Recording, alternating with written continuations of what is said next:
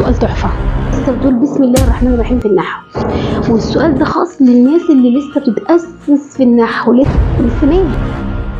معاكي اتفضلي. قولي. هو ايه الفرق بين المعرب والمبني؟ يعني الاسم المعرب والاسم المبني، يعني انا مش بعرف افرق بين الاتنين. يعني ايه كلمة اعراب ويعني ايه كلمة بناء؟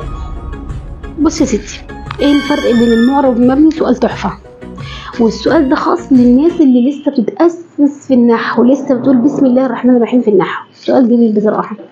ولو احنا عايزين نتأسس في النحو يبقى نبدأ بقى من النهاردة كده، ان احنا نتابع اول كورس دلوقتي، ده كده اول حلقة من حلقات النحو.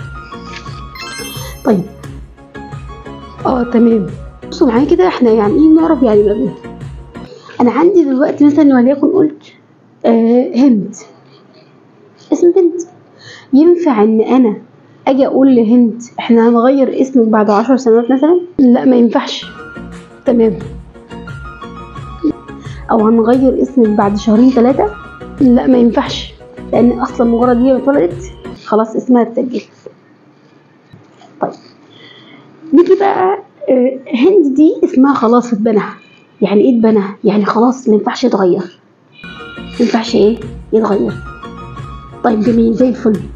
لكن لما اجي هنا مثلا اقول احنا لسه الطفل ما اتولدش لسه في بطن مامته، واقول له احنا نسميه ايه؟ احمد. يجي واحد تاني يقول لك لا لا لا انا هسميه محمد. يا عم براحتك، سميه تسميه.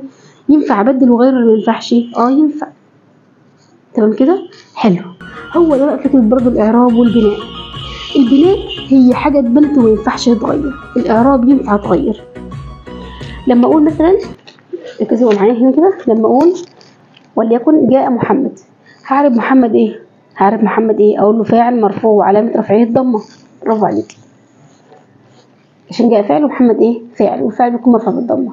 طب لما اقول رايت محمد، فاقول محمد مس راى فعل، محمد فاعل، محمد فاعل. لا يا مس راى فاعل، والتاء دي تاء الفاعل، صح كده؟ محدش يقول عليها فاعل. ومحمد مفعول به منصوب وعلامه نصبه الفتحه، ومحمد فوق فاعل بالضمه وتحت الايه؟ مفعول بالمنصوب بالفتحه.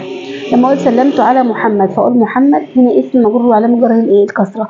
ومحمد هنا غير محمد هنا غير محمد ايه؟ هنا. يبقى هنا محمد دي معربه ولا مبنيه؟ لا، معربه. مش عارفه بس انها معربه عشان غيرت في 3 ايه؟ اماكن. لكن لما اقول جاء هؤلاء ورأيت هؤلاء وسلمت على هؤلاء، يبقى كده هؤلاء في الثلاثة ما اتغيرتش بالكسرة كسرة كسرة، بس هؤلاء هنا مرفوعة وهنا منصوبة وهنا ايه؟ مجرورة. بس اقول اسم إشارة مبني على السكون في محل رفع، خلاص فاعل مبني على السكون في محل نصب مفعول به، مبني على كذا في محل جر اسم حرف جر. خلاص كده، يبقى اسماء الإشارة كلها مبنية، الضمائر كلها مبنية، أسماء الشرط، أسماء الموصولة، أسماء الاستفهام، كل دي إيه؟ مبنية. يعني إيه مبنية؟ يعني ما ينفعش يتغير، لكن الإعراب ينفع إيه؟ يتغير. لكن باختصار الفرق بين الإعراب والبناء، كورس كامل عن أساسيات وأهم نقطة في النحو. إيه الفرق بين الإعراب والبناء؟ أنا كده فهمت. يعني مثلا عندنا دلوقتي هذا مبني، لكن مثلا محمد ده معرب. مس شكرا، ألف شكرا يا مس. إن شاء الله بإذن الله استنى بقى في الدورة التانية على طول، اللي هي هناخد فيها حاجة مهمة جدا جدا، وإن شاء الله أتمنى تكون الفيديو عجبكم. تنسوا اللايك والشير واشتراك في القناة، وما تنسوش تعملوا متابعة. السلام عليكم ورحمة الله وبركاته. طب يا جماعة ما تنسوش اللايك والمتابعة والكومنت الجميل. السلام عليكم ورحمة الله وبركاته.